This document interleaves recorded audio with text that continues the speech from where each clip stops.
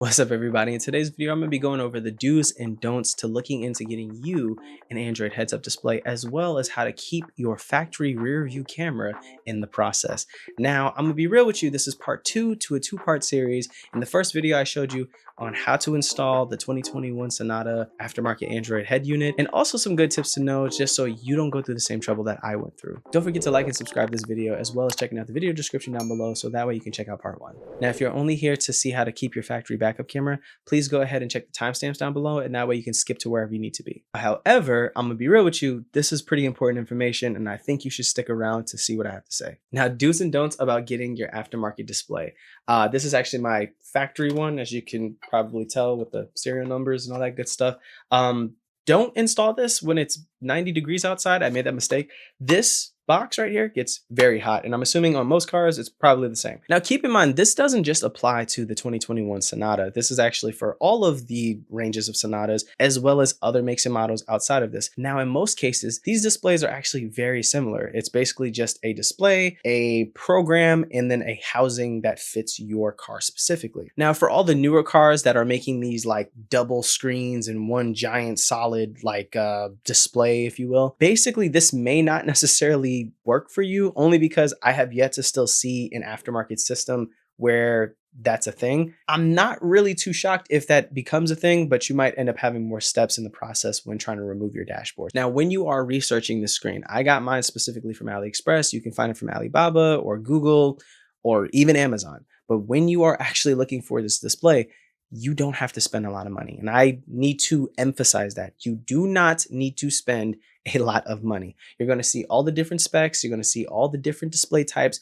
There are some things that I definitely would consider when buying this thing, but at the same time, from having actually my second display, this is not my first display, I learned a lot from the first one that drove me to purchase the second one. Now, if you're looking to buy one of these displays, it's typically for the ability to either have wireless Android Auto and Apple CarPlay, which was my reasoning, or to be able to watch movies and TV shows without having to buy any of those like additional little like boxes that your phone connects to. But now that I guess with the integration of the new Android Auto system coming out, that might also be redundant. But if you have Apple CarPlay, this is probably still going to benefit you, at least in that term. Think of this display as a glorified Android tablet. And I literally genuinely mean that. It is just a oversized Android tablet that is dedicated for your car. Now, some of the things that I actually considered before purchasing a new head unit was actually the display itself. Now, this right here is my actual factory display. This is the 8-inch model. There's a 10-inch variant, and there's no difference. I actually went ahead and even bought a secondhand 10-inch display just to compare the two and try to install it. But I ran into some issues with that, which actually led me to look into the aftermarket unit in the first place.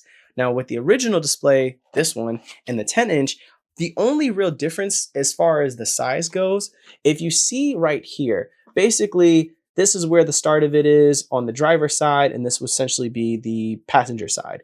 Now, on the 8-inch display, you actually get two knobs. You get two little, dials. So you have all your different types of displays here for like seek and volume controls and all that good stuff.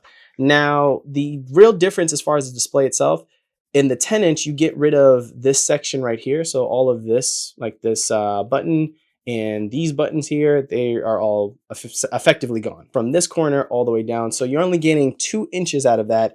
And really, you just don't notice a difference. And that's all to do with the simple fact that the housing is the exact same size. So 2 inches, yeah, it looks cool on paper, and I'm not gonna lie, it's pretty fire in person, but it's just not worth it. Now, with the aftermarket head unit specifically, imagine this, right? Instead of having a 10-inch unit, which would just be a stretched out version over here, I actually have a 12-inch, which is actually built vertically across, kind of like a TV if you measure it in that way. So it's built higher instead of just built horizontally, It's bigger display as well as higher quality. Now, with the original purchase of my head unit, I actually opted for a 1080p display.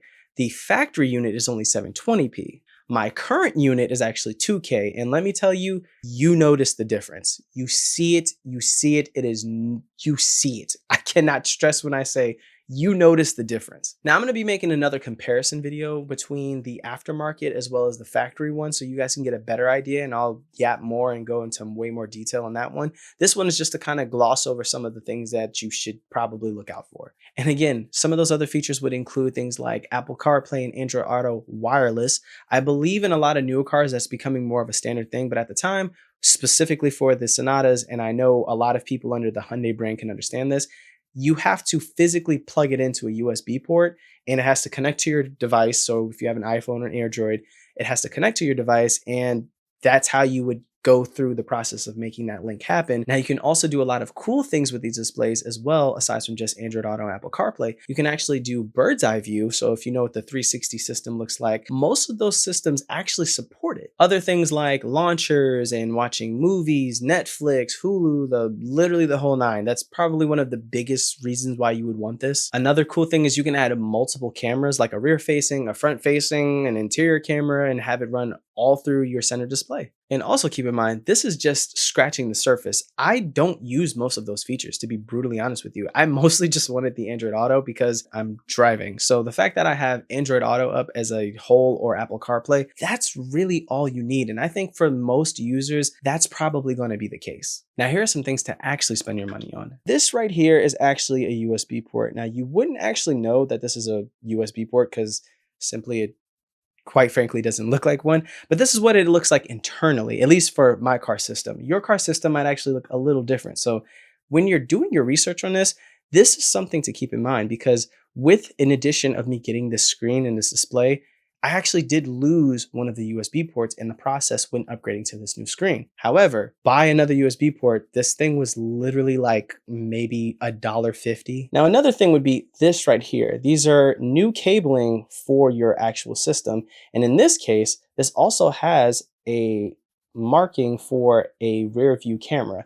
Now, this is where things kind of get a little dicey and we start moving into the whole reason of why some people even clicked onto this video. And that's honestly to do with one of the biggest downfalls of this actual unit. Now, this aftermarket display is going to come with a set of cables and it's going to work for your system. Now, in most cases, it actually might not come with the ability to make your backup camera work. However, there are ways around this. Number one, get you something called a CAN bus box. This is important, not this particular model, because this one actually did not work for it, for my car particularly. But this is what it looks like. Hopefully you can see that in focus. So basically it's just this little red box.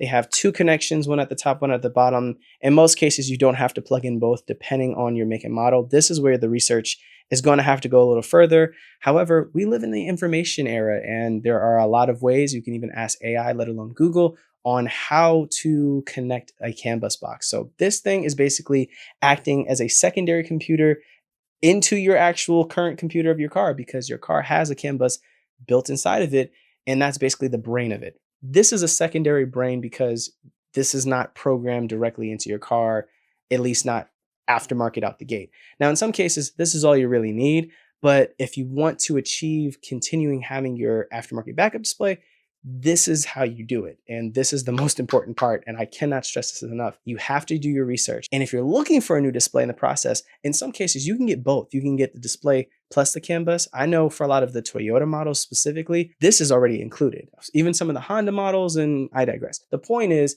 this is what you need. And I cannot stress this enough. Now, if you were born before or within the 90s, you might look at these and this might be a bit familiar. These are media cables.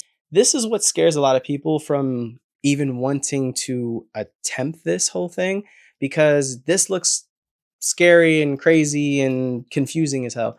And honestly, it is. But again, in most cases, you won't need this stuff. A lot of these are for like if you want to connect aftermarket speakers, a new sound system. But these yellow cables right here, these are actually for your display. Now, you need to get an aftermarket CAN bus box with an aftermarket cable in order to connect into these displays. And again, you don't really need all of these. In most cases, your system might be plug and play.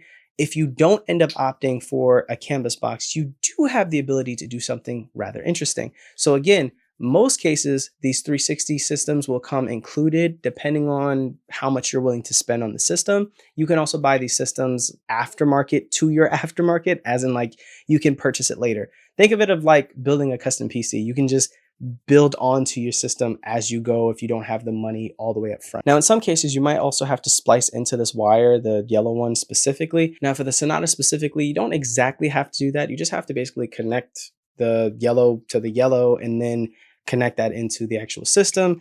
And then the actual cables for the CAN bus box will just go in through the top portion. And that's pretty much how you do it. And now, if you don't do it, you have to install an aftermarket camera as well. And you can get creative with this because you can get a 4K backup display as well, but it's going to take some finessing. And I'll be brutally honest with you, I attempted it and I was able to actually swap out my factory camera with an aftermarket one, but the process is just way too much and it's simply not worth it. And I never could really get the backup lines to work that properly. But now that I got my original one with this guy, basically I have my turning lines as well, and it's just way better. So I would honestly recommend doing that. And those are all pretty much the do's and don'ts of this whole thing. So if you enjoyed this video, don't forget to like and subscribe. As always, guys, I appreciate you and I will see you in the next one.